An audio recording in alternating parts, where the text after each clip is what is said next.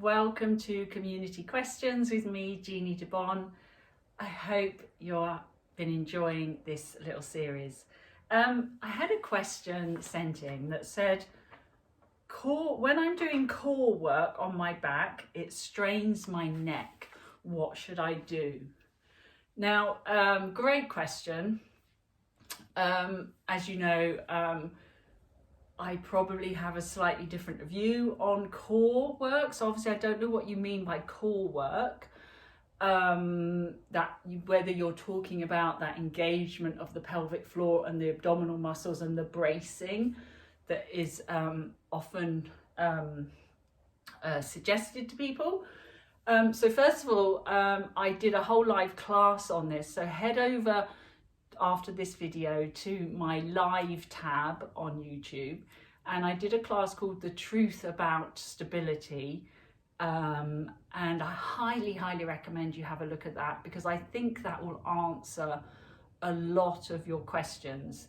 Now again, I don't know if you're talking about core work as in just the squeezing, or whether you're doing some sort of curling up exercise, you know, as in a sort of a Pilates class or gym class where they get you to curl up, because yes, that can definitely strain our neck. And again, you didn't say whether it was the front or the back of your neck, so it could be either.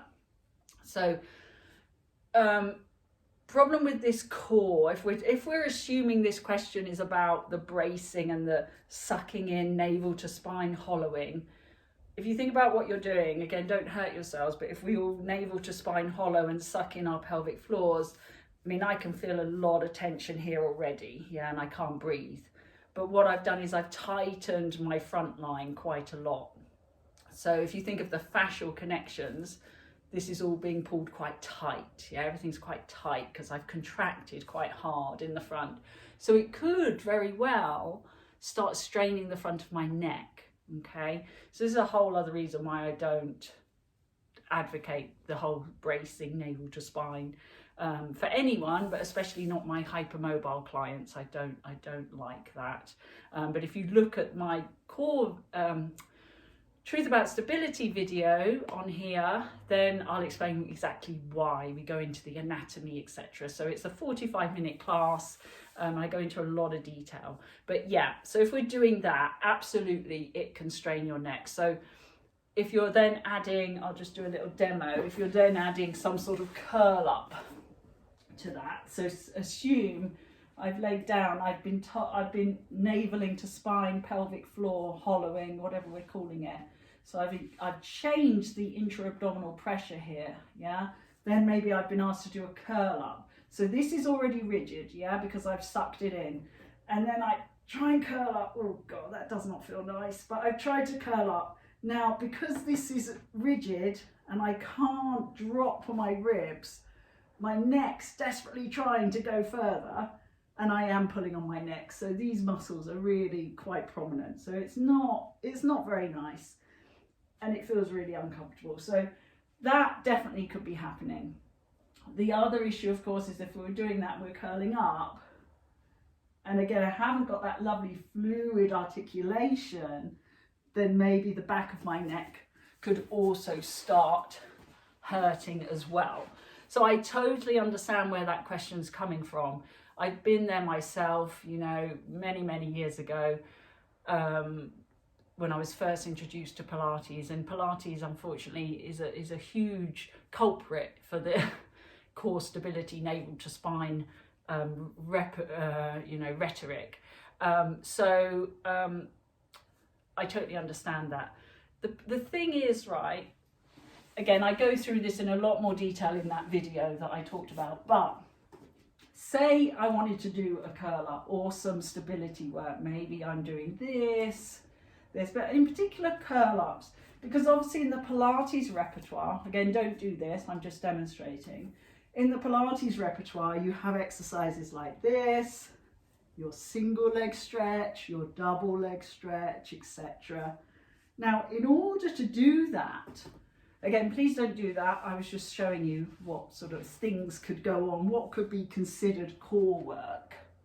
In order to be able to do that, to curl up, to curl up and then get my legs up, the pelvis has to be heavy. If you think of it as weights and balances, in order for my upper body to come up, for me to support myself without trying to over-recruit my neck, the pelvis has to be heavy, okay, so that this is free. But if I'm bracing and navel to spining, the pelvis cannot be heavy because I've taken the weight away from it by sucking up and in. So it doesn't work mechanically, apart from anything else. It feels horrible, but it just doesn't work in terms of the mechanics of the body. If something's coming up and I'm curling up or lifting my legs up, something else has got to go down, and that's the weight. That's the weight of whatever is touching the floor. So why are we taking it away and then asking people to do stuff? It's never going to work because they are going to recruit other stuff. Okay, basically we're making life much harder than it needs to be, and exercise doesn't have to be hard. It really doesn't. It needs to be enjoyable.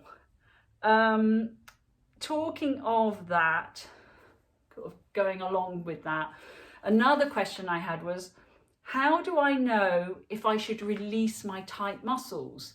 Now, this is a super important question, okay? We're talking about stabilizing and core stability and bracing our abdominals.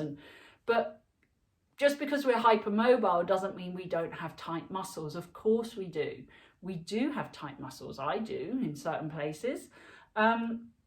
We have tight muscles. Why do we have tight muscles? Well, probably because those muscles are overworking and they're taking on the job of being stabilizing muscles because the stabilizing muscles are not doing their job. Or you've got an area that moves a lot. So maybe you've got very flexible shoulders. So your upper traps are super tight and your pecs are super tight because they're trying to stabilize for these very mobile subluxing shoulders. Yeah, so you're going to get tight muscles. Okay, again, all about balance. How do we address that? How do we not have tight muscles? Again, I'm always asking the why. Why have you got tight muscles? Yeah, we know why. We've just talked about why, but why in your particular body? So where's the imbalance in your body that I can help you not have tight pecs or not have tight traps? Yeah, again, it's never going to be down to just one guy because everyone works as a team. Okay, so we can't blame the psoas muscle. We can't blame whoever, the glutes. They're working as a team. There is no such thing as individual muscle recruitment. It's impossible, okay? It's too interconnected with fascial networks wrapping around everything.